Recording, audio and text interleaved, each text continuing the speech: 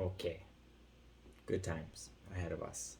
I got my biggest shipment of the year from China in. So this is an amalgamation of a couple producers and a couple suppliers, and we're going to sort of taste through some of the stuff. These are sources that I've been buying from for years on end, so I think the quality level is very consistent.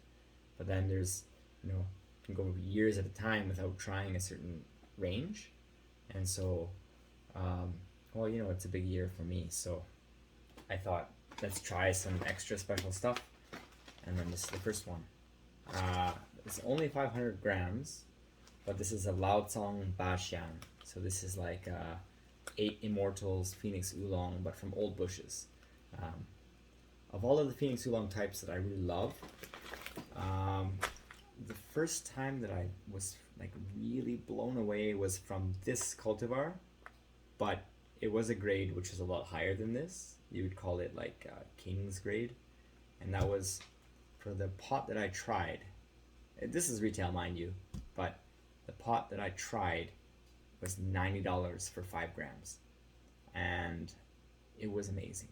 I loved it, and this is the reason why I like tea, frankly. Um, it's been a very long time since I've had Bashian, but I'm excited. I hope it lives up to the hype that I give it in my mind. And despite this as not being a king grade tea, it is still Laocong. I think I should love it. I'm in the mood to love it. I've had a lot of tea today, and my palate's good. So let's get this beautiful little bag open, see how we...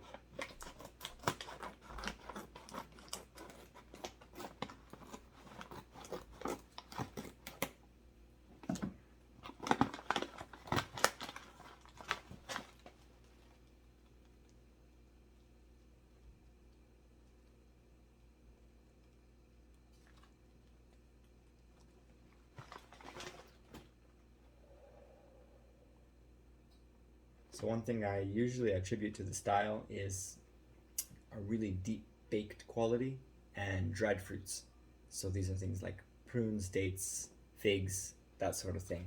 And I believe I get that from this. The aroma of the dry leaf is pretty subtle, but I guess that sort of modesty and subtleness is what you expect from these kind of Laocong bushes. When they don't really have that much to give, you do look for it. And this is what gives the Cha Dao mindfulness aspect of tea, like so much joy when you find those things. I'm going to make this kind of like an official review. So first of all, we're going to just put it through the tasting process, the standard. So I'll use 4.4 grams.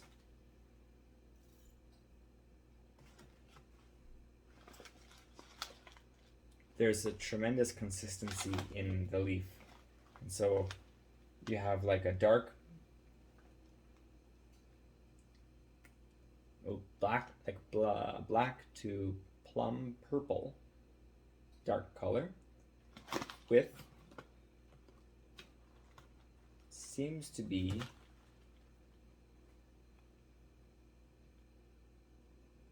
it's kind of like the color that you get in orange picot, this kind of golden brown, looks to be the spine of each leaf. So it's a black leaf. You call these like strip shape. So you got these strips, and so the vein that goes throughout the middle, or like the spine, this is a golden color, and it's wrapped with the leaf around it, which is black or dark purple.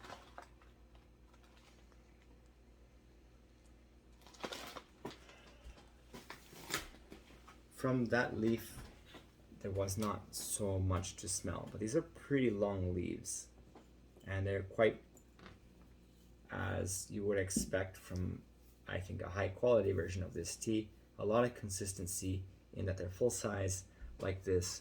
There's nothing really broken. That's one thing that you pay a lot of money for, is the unbroken leaves, because that gives you more control over the brewing. less unpredictability. So,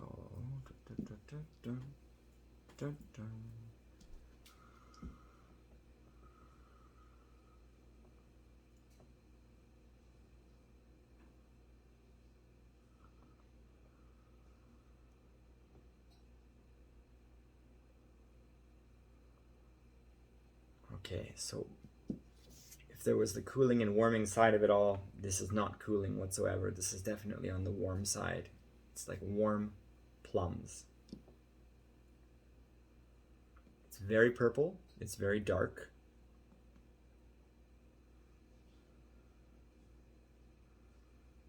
And red plums, not yellow plums. This is like the fleshy interior.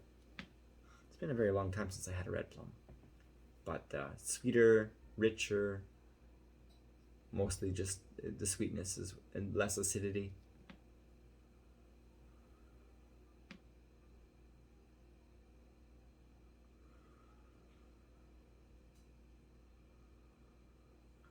My dad used to make these plum tarts out of purple plums, but they're a weird variety that is sold like 1 week a year in the markets. They're quite sour, but when you make them into a tart, it's all balanced.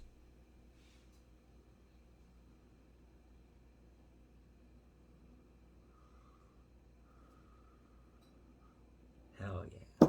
Okay, well, what I'm gonna do is add some water in this, get this hot, preheated carafe, and then kind of smell it from in there. So just a sec, I'm gonna pause this. Okay.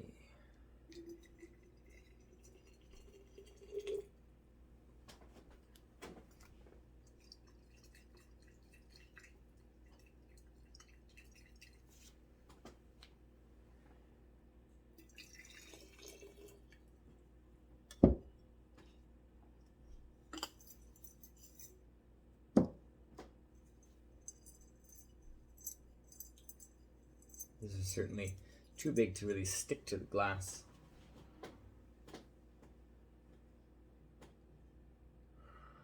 Yeah, the aroma's dark brown and purple.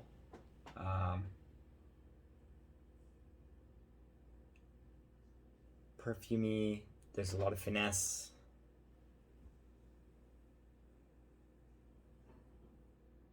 Something is like a sour aroma in the dark brown.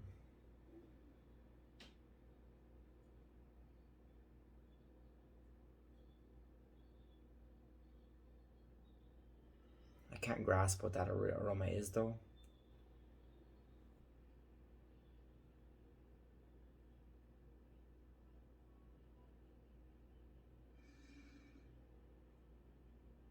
Really warm. It's not woody. There's a brown aroma that it's on the tip of my tongue.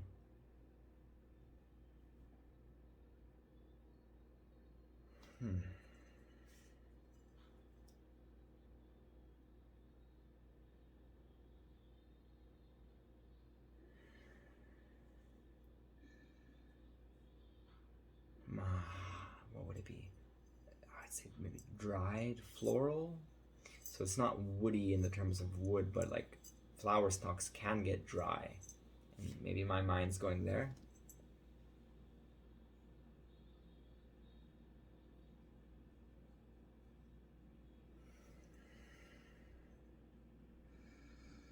But it's like one big cohesive aroma, which is this cloud. And as soon as you smell it, you get the cloud. But it's not powerful either. It's delicate and beautiful, this cloud.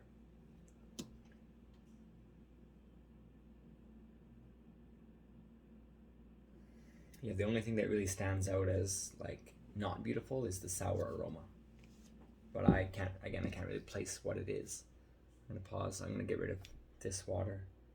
Back in a sec. Okay.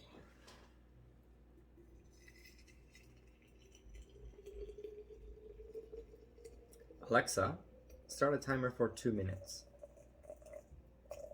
2 minutes, starting now.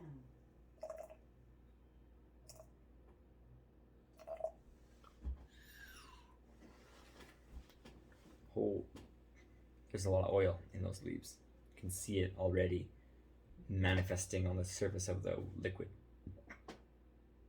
A lot. Like there's a lot of bubbles suspended in the surface. Try and show it. When I see that, usually I get pretty excited. So those little bubbles in the middle, not around the edge, but delicate currently.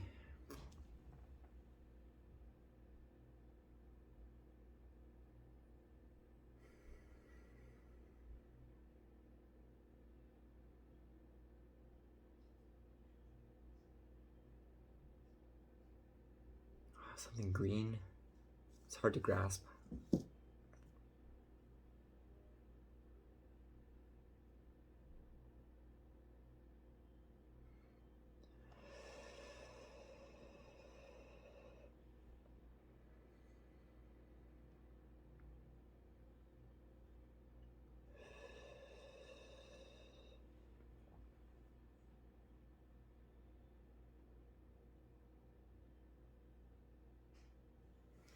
Again, it's something warming and humid. It's exactly what you'd expect, smelling a hot, humid drink. But they often don't smell like that. I mean, you'd think that's normal, but that's not.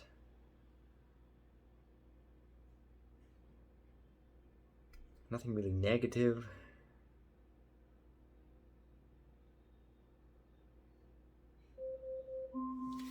Alexa, stop.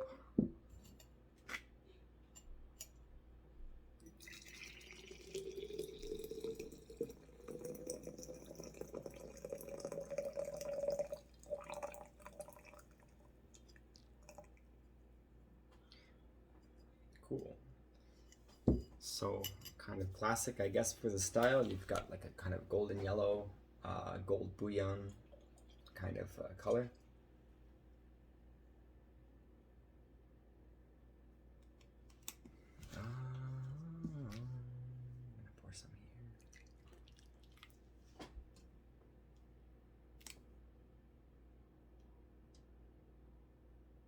There's an aspect to it that's fruity and sweet, but it's not enough that I immediately jump to a fruit.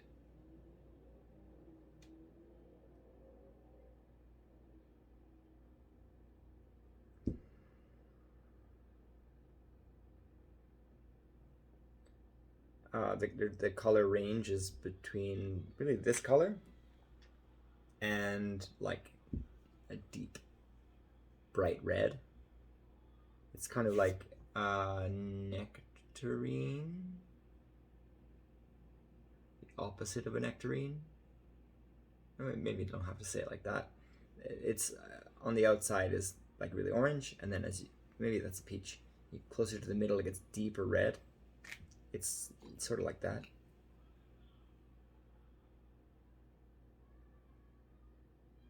And I guess that honestly, nectarine is probably a pretty close fragrance here.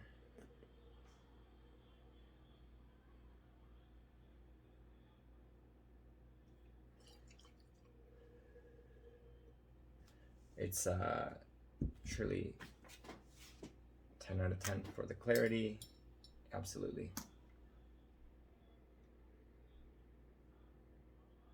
Yeah, delicate aroma overall. Yeah,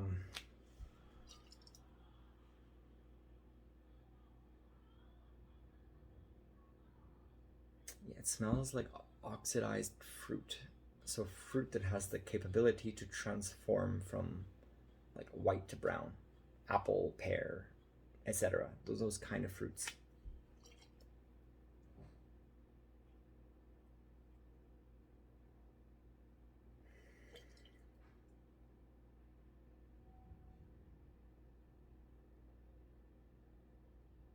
And yeah, nectarine kind of hiding in the background.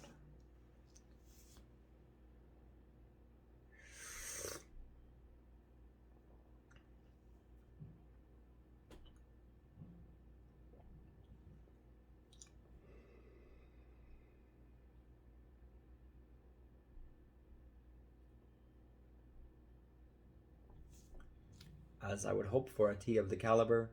There's no negative, so there's no bitterness, there's no astringency, there's no sour flavors. It's gentle, it stays gentle throughout. There's a long period where the flavor is being stretched and developing. Let's see.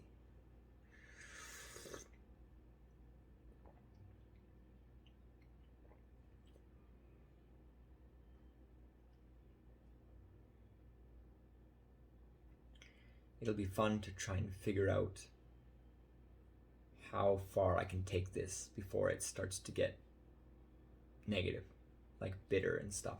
There's a limit. It doesn't stay usually beautiful and cohesive like this when you start adding more and more tea leaf or using less and less water.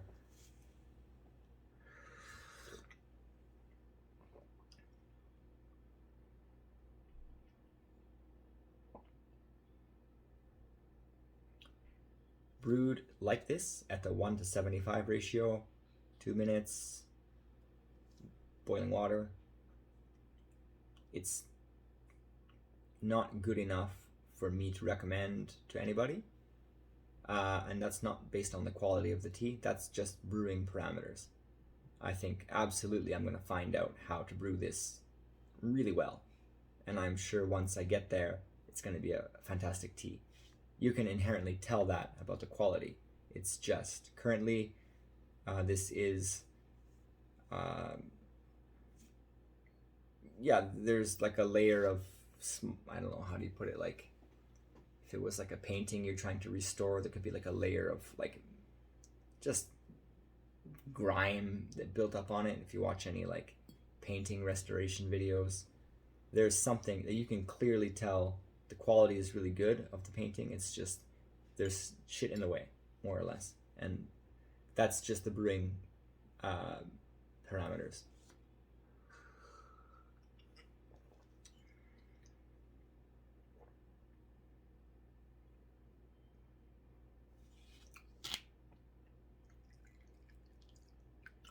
I would say that the flavor buildup accumulates to a combination of, is it blueberry? Maybe blueberry and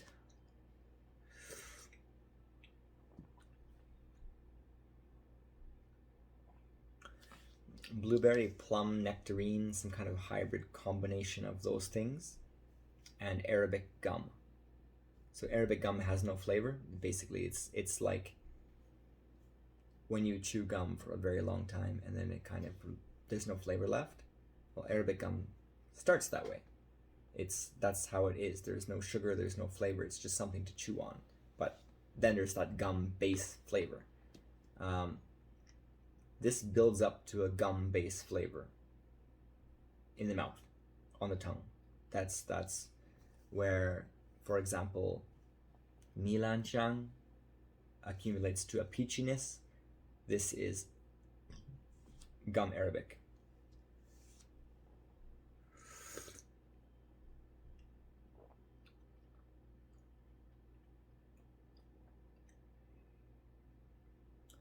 But delicate through and through.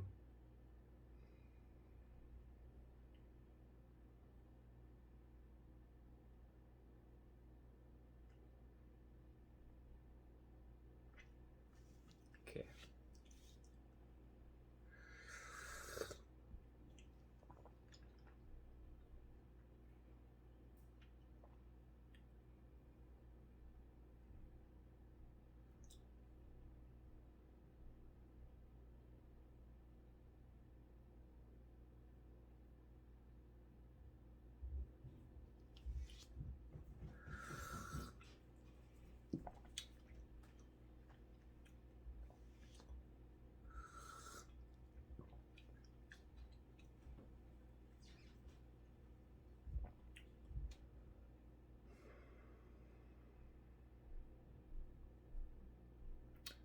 I think this would be a good, not for reasons of relating to flavor, but dealing with the thought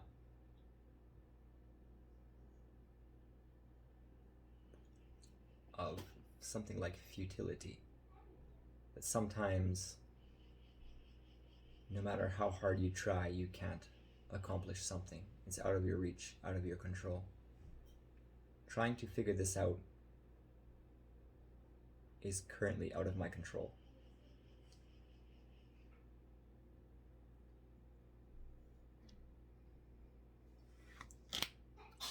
It seems like there's just enough flavor to look for it, but not enough flavor to find it.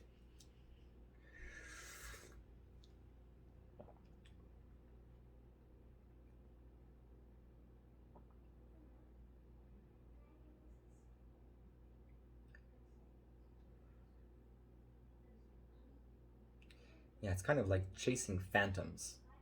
Flavors enter your mouth, they're on your tongue, and you kind of like follow the trail, and you're like, I'm gonna arrive at this. But then it's like a dead end, and you're like, okay, well, let me have another sip and see if I can't arrive at the end of a different scent trail. But then you get there, same thing. And then you realize that your pot is almost empty, and that the time is almost up, and you say, I'm gonna die here in this futile little maze.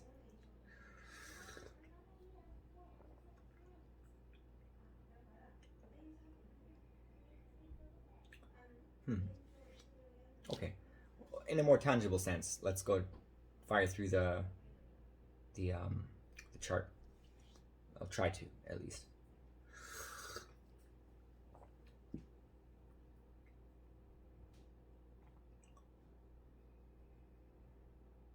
Aroma 5.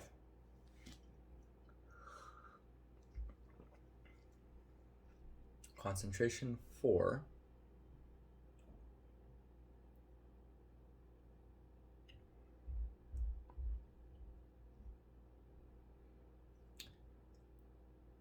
Now that I'm getting close to the bottom, I'm starting to feel astringency that I didn't in the beginning. This is that kind of compound effect of having the tea on your tongue for a long time. I would say at this stage, I would say it's 1, but I don't feel that it's dry, because I feel there's enough texture and oiliness in the tea to make it not dry.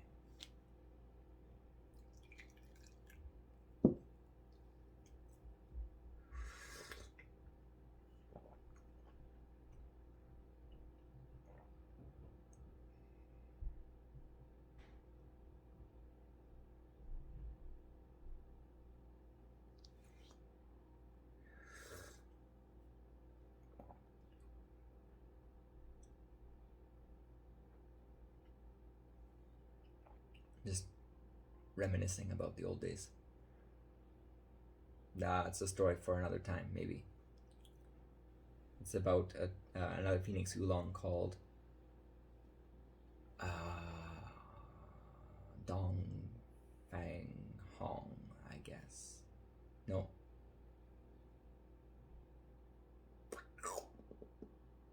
Maybe that's what it was, actually. Yeah. I think that's what it is. Eastern Red is the translation. Dongfeng is like Oriental. It's Oriental Red. It was a very special, very expensive one I tried in the past that was subtle like this.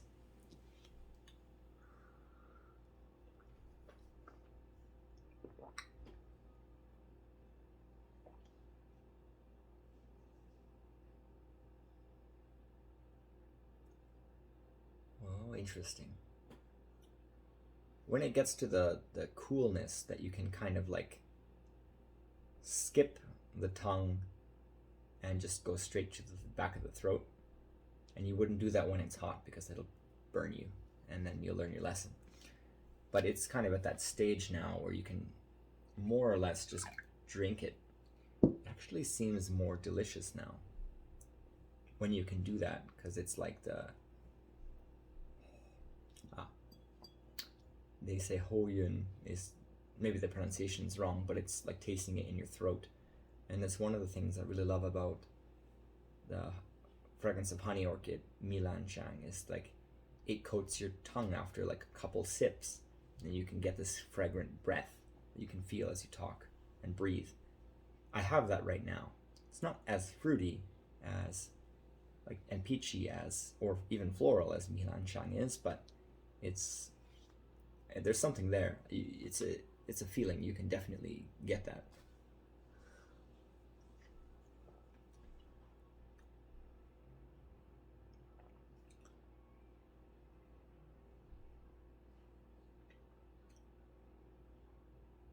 Yeah, I think it's almost.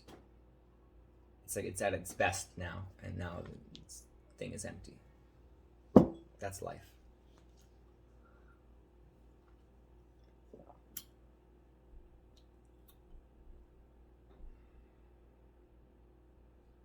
Did I finish my graph? I don't think I did.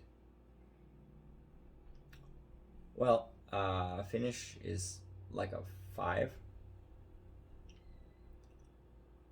Or actually maybe even 4. I honestly, since I'm out of tea, it's hard to say this, but like I wasn't really thinking of it too much. I was off on too many little tangents. But the finish isn't really that long. The astringency that started coming out towards the end, the dryness on the tongue kind of cuts it short. And the weight wasn't that heavy. 4 as well.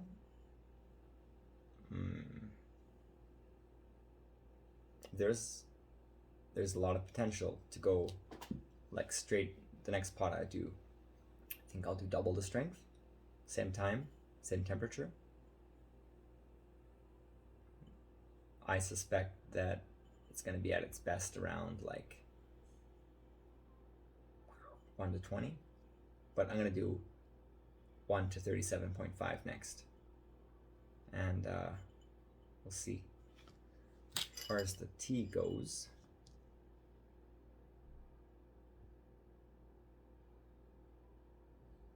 it's green, fragrant, perfumey.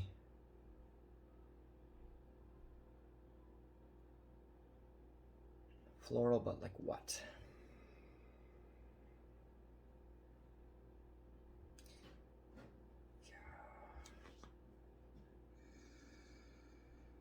Bubblegum, but not it's not original bubblegum flavor. This is like the Hawaiian punch sort of thing. Then you get that from Milanshang too. Violet orchids, purple orchids. I think that's probably what I would say the most is it smells like floral, like violet or purple orchids.